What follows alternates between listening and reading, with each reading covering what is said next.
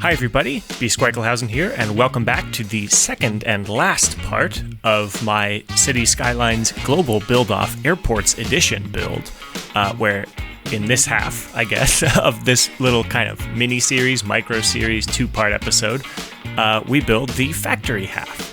So real quick, before I jump into Maya and everybody leaves watching the video, I figured I'd start it off with some City Skylines, where I'm just really finalizing the airport kind of commercial side here. I was going to put this in the last video, but wanted this one to be a little bit longer, and that one was already on the long side. Anyway, with that said, just plants, which was a lot of fun. I really forgot how much fun it is to make little planters.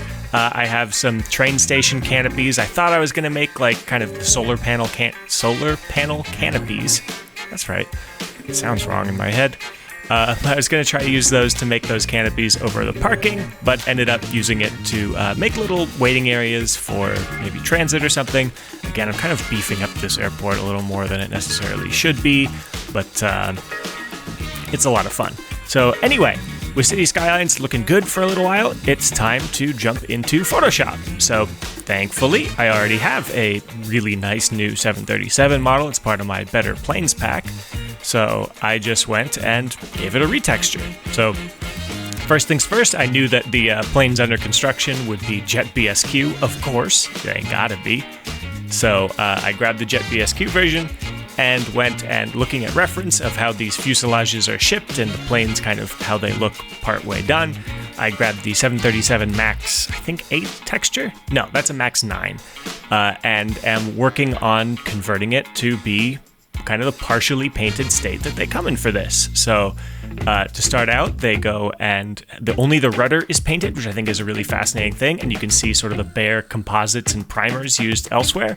And then the actual body of the plane is, I think this is some sort of protective coating that they wash off later. But it's this really fascinating green kind of almost, I want to say iridescent, but really deeply shiny in a way that even plain paint isn't. It's almost more metallic. So I actually go and, in this case, texture on a bit of gradient. So you'll get a little bit of that kind of extra shading, extra shadow look where the top part is reflecting the sky and the bottom part's reflecting the darker ground. And that actually ended up taking such a long time to do, because while it works really easily for the part of the fuselage where it's just a cylinder, or close to a cylinder, as soon as things get squishing down for the front and back of the plane, I had to really kind of start squishing and skewing stuff and trying to make sure that it all still managed to work, but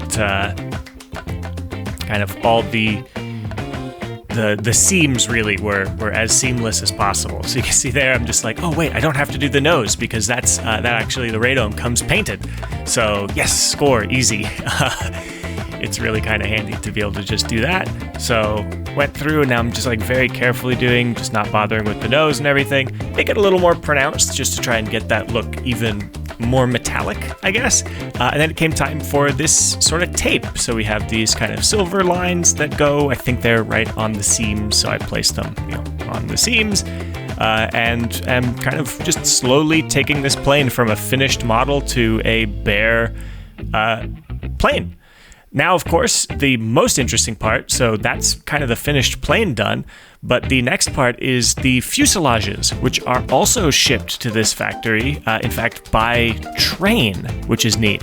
Well, there you go. You can see it just for a second. I brought it on screen. So I was looking up how they're actually shipped. I know a decent amount about this already, just kind of offhand, because this is actually going to be my real-life model railroad soon, eventually this end of the facility in Seattle, but previously it was going to be to start, I'm doing the other end, which is actually over in Kansas. So these fuselages get loaded onto the backs of train cars and shipped by rail almost half the width of the country. It's pretty insane. So there's thankfully lots of really good reference pictures and things of how they're shipped. So I knew exactly where all these kind of lines and things needed to be placed and all this yellow kind of tape. And I think this is tape. It's very strange. It's kind of on the edges of these windows here. And it looks like tape because it's got these little corners, which are to make sure that that it sticks, I guess. It's just such a strange process. There's great time lapses and things of it. It's so fascinating. It's part of the reason I'm going to spend all sorts of time modeling it in real life. So really kind of get into the details and things with the tape here and trying to make sure it looks as nice and detailed as possible for the fuselages being shipped, which is just... I figured that these custom assets would kind of be the thing that brought me over the top to win, which of course I didn't win, but that's okay. I still had a ton of fun, and I made these cool assets, which should be available in the workshop at some point soon. I just need to go back through, and I kind of rushed through finishing these, so I need to go through and change the specular map to make them a little more shiny where they should be, and do some renders for thumbnails and things, and just make it a little bit nicer. So they're not quite as, oh god, quickly I need to make these fast. So you can see here, I'm covering over the exit doors, or the emergency exit doors over the wing with little plastic covers with tape on the edges and things, just really kind of going through with this texture and making it as realistic looking as possible. So you can do that. I changed the window color to look less like nice finished glass and more like they're kind of taped over and bagged over, which they are. And then it's time to detail the wing box a little bit. So this is sort of a fascinating thing of where the wing attaches, and they're obviously not shipped with the wings on. The wings are also shipped by rail, but in different containers, which I didn't quite have enough time to do now. So that's another thing, the reason why I'm holding off to put these on the workshop till I can have kind of everything you need to build this facility more realistically than I did, which should be pretty soon. But anyway, so lots of different things like big plugs where the other components like the empennage here on the tail, including the vertical stabilizer tail fin itself, which is really cool. Some of this is freelanced a little bit just because I wanted to make it look a little bit interesting.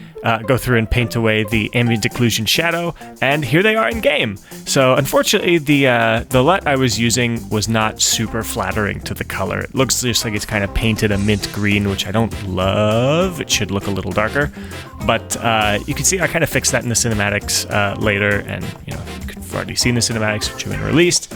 But in any case, now I am going and copying a bay where they are fitting out the interiors of these planes, basically one-to-one. So I was looking around at all the props that I had, and I'd gone through and already tried to make sure.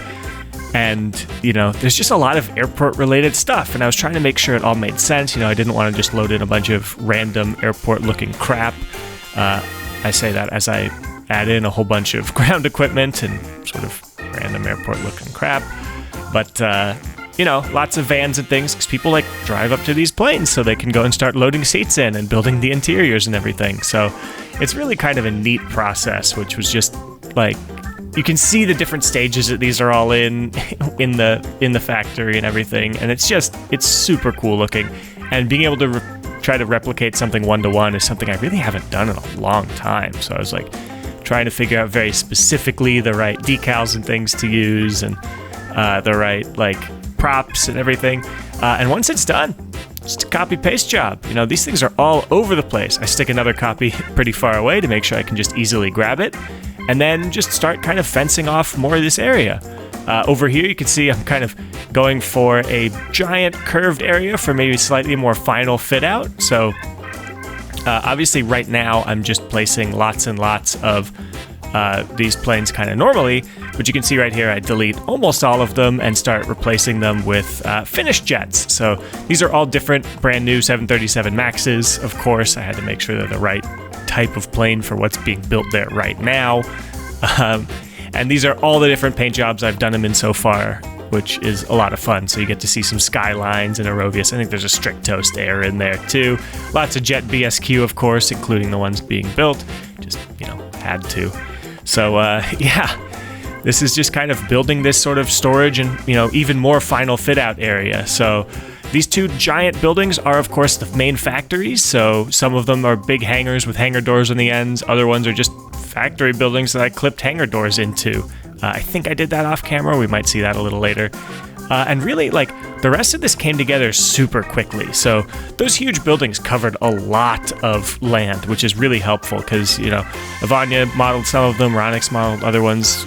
They're some of the best in the business, so they know exactly how to make it look good, so I don't have to bother decaling a ton of stuff and doing a bunch of wild detail and everything. You can see here I'm struggling with trying to get some parking lot roads looking right without the kind of big characteristic kind of squishy ends. I know there's other roads and things I could have used and maybe should have used for this, but I figured it looked good enough now. I can't remember if I kept them or not. I think maybe even I gave up on them and just did blank tarmac to try and get these looking right. Looking back through some old airport road stuff, yeah, there you go.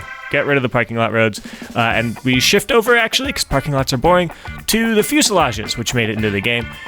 Two are parked out here, just like in the Google satellite view of the normal one, and they're actually on these funky custom truck trailers, so I replicated those as closely as I could by just putting them on two flatbed truck trailers that were kind of clipped together back to back, before working on some jet blast fencing, which is all over the real factory because they have jets and things able to be powered up and tested and moved and whatever everywhere, which is pretty funny.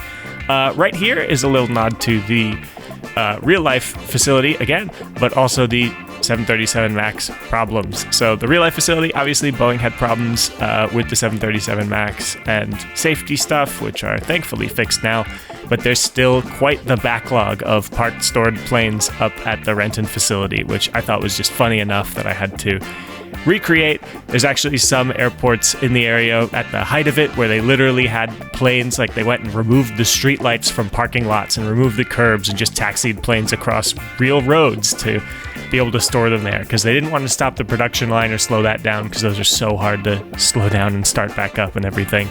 So just, fields and fields of crazy parked planes and things were a standard.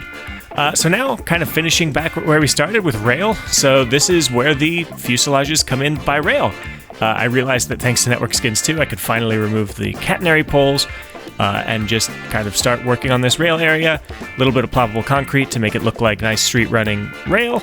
And now I'm trying to figure out what's the best way to do this and make this look. So a couple extra spare truck trailers and things for fuselages, including the kind of cool double length ones, bunch of decals to crapify the area, some cracked stuff, bunch of parked cars. People who work here seem to park their cars everywhere. It's insane. It's crazy. Everybody just parks their car wherever the hell they want, wherever I guess is close enough to their to where they need to work, to the door they need to get in.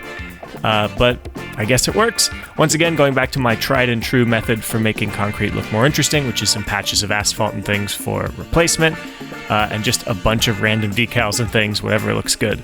So last up, before we jump back to cinematics and things, I think I PO one of my own train cars. You can see that right there. I'm trying to figure out how the hell to do this in the right way. There we go. I can just merge them to one and then stick them down into the car to make nice flatbed cars, which two of them go in a row, and then I grab a fuselage. This is basically how they're shipped from Kansas. They just go onto a special extra long flat car and then another flat car behind it, so I just did two of the same length because I was a little bit done with the build by now. Just kind of getting a little tired of this. I did this entire thing in one session, so it was a long day and a long process, but it turned out really nicely.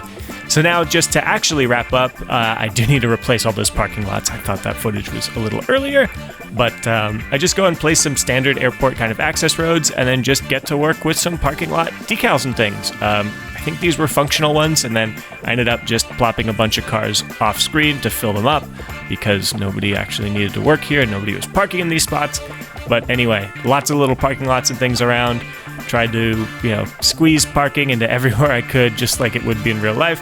But of course, make it so there's no streetlights or anything that a plane could crash into. And that's actually it for this. So it came together really quickly. This episode was a little shorter than the other one because honestly, building the facility was a little shorter than I expected. You can see there's a couple other things I threw in off camera. I was just kind of trying to figure out where I could squeeze a little more detail. We got some industrial piping and some larger planes that might be there for refits or, getting the interiors refurbished. And you can see here, everything turned out super nice. I love the combination of the sort of active commercial runway and the sort of slightly more static side of the airport with the airplane factory and how it looks nestled in the way of the city here. The map, of course, being made by Mr. Miyagi, with this perfect industrial section to look great. And I just love this sort of rail air fuselage acceptance facility. I just think it looks great. Anyway, thank you all so much for watching. Presidio Bay is coming soon. Don't forget to subscribe to see more of that as soon as I can get it done, which can't wait to show off the new episode and everything we've been working on. Anyway, that's about it. I've been B. Squarklehausen. Thank you all so much for watching, and I will see you next time.